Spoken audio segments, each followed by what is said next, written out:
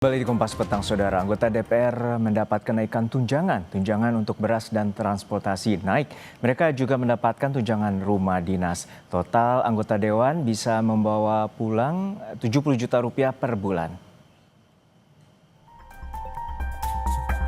Publik ramai membicarakan naiknya tunjangan anggota DPR RI. Wakil Ketua DPR RI menegaskan gaji pokok anggota Dewan periode 2024-2029 tidak naik, sekitar 7 juta rupiah. Yang naik adalah komponen tunjangan seperti beras hingga transportasi.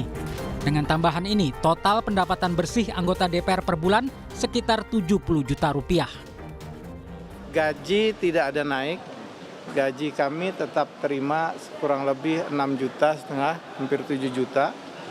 Tunjangan beras kami cuma dapat 12 juta. Dan ada kenaikan sedikit dari 10 kalau tidak salah.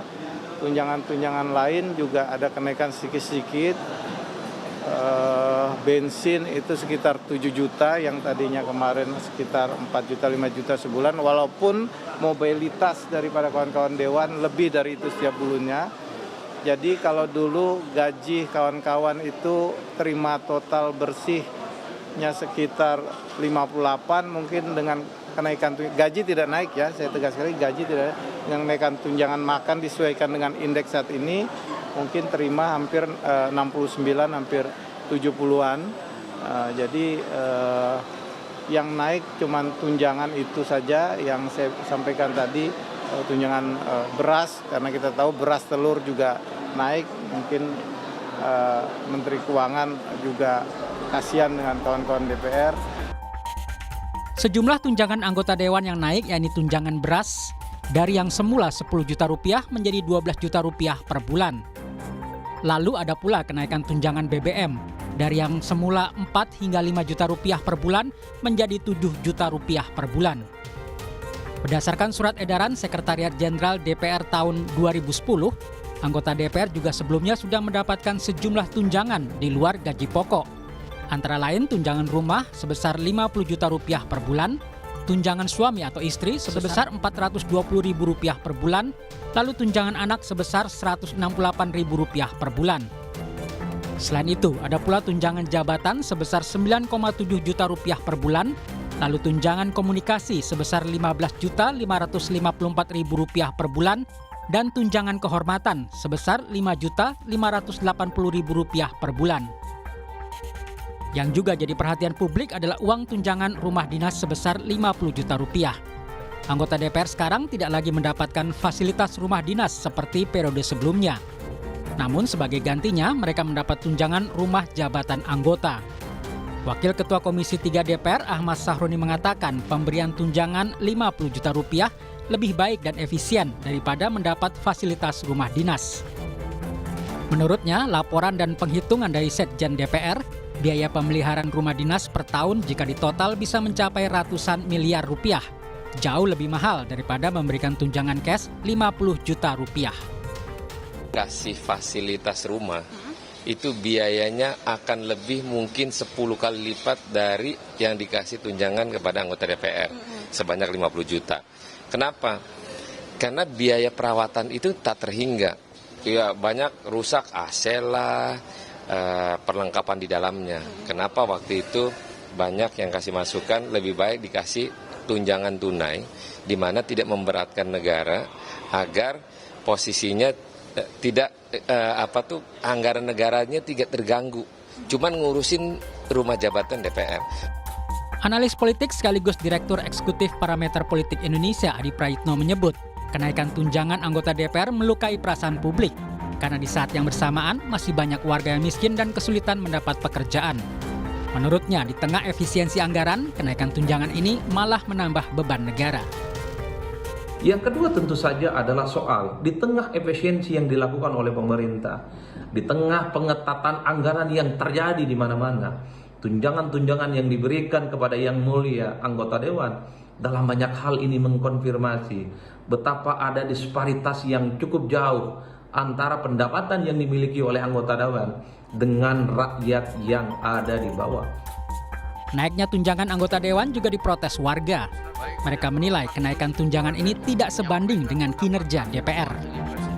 Ya gitu. Mungkin kalau bisa dibarengi dengan kerja nyatanya gitu di sekalian dijabarin. Jadi pas berita ada angka itu muncul, harusnya mereka juga sambil ini portofolio kita gitu. Jadi kan misalnya kita bisa lebih percaya gitu kalau misalnya ada bukti kerja nyatanya juga gitu. Karena kan emang angkanya jauh banget.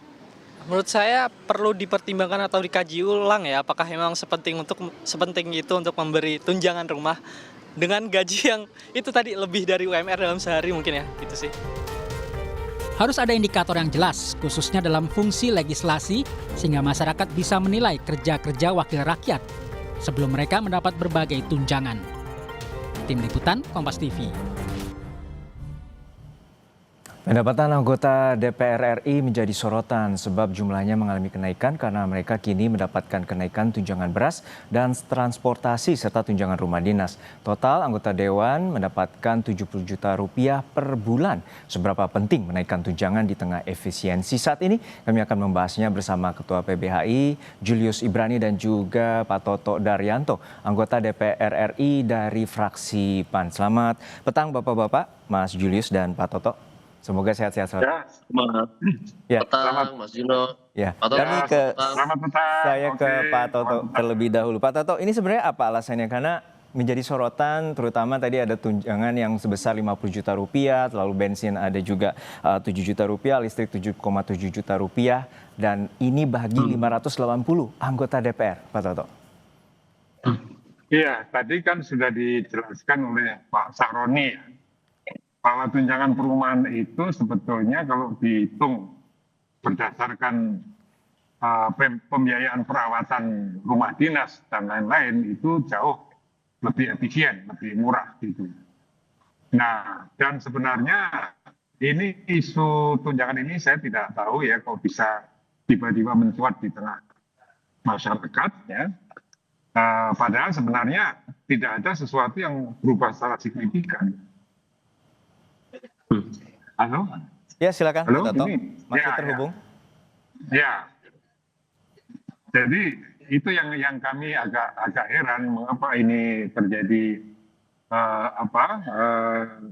berita yang heboh mengenai kenaikan tunjangan yang tadi sudah disebutkan itu juga jumlahnya tidak seberapa ya. Sementara yang rumah itu kan memang itu sudah sejak awal pelantikan kita nggak dapat rumah dan ada tunjangan. Nah, kalau dihitung-hitung berdasarkan pengeluaran para anggota dewan, sebenarnya apa yang didapat DPR dari seluruh tunjangan-tunjangan itu rasanya juga belum terlalu memadai sebenarnya. Walaupun ini menjadi introspeksi bagi kami untuk mendengar aspirasi masyarakat dan memang sebaiknya anggota dewan meningkatkan kinerjanya. Ya. Supaya tidak dimasalahkan oleh konstituennya. Tapi Pak Toto begini. Saya kira Pak Toto begini. Itu kan. Ya. Kami tangkap. Pak Toto begini. Artinya ini lebih efisiensi dibandingkan harus mendapatkan maintenance perawatan terhadap rumah dinas yang diberikan kepada anggota DPR. Namun apakah sudah ada audit seberapa layak, tidak layaknya untuk rumah dinas bagi anggota DPR yang berada di Kalibata dan juga di pos pengumben Ulu Jami? Apakah sudah ada audit dan juga berdasarkan Pak Sekjen bahwa perawatan bagi satu rumah dinas itu sekitar 25 juta per tahun atau 2 juta per bulan?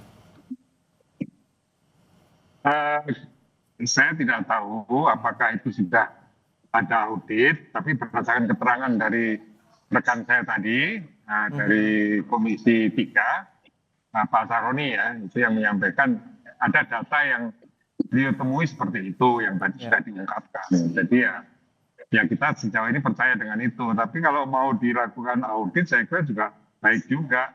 Tapi kalau dikatakan perawatan 25 juta setahun, menurut saya nggak masuk akal itu, Mas. nggak mungkin lah, perawatannya itu mahal itu. Baik.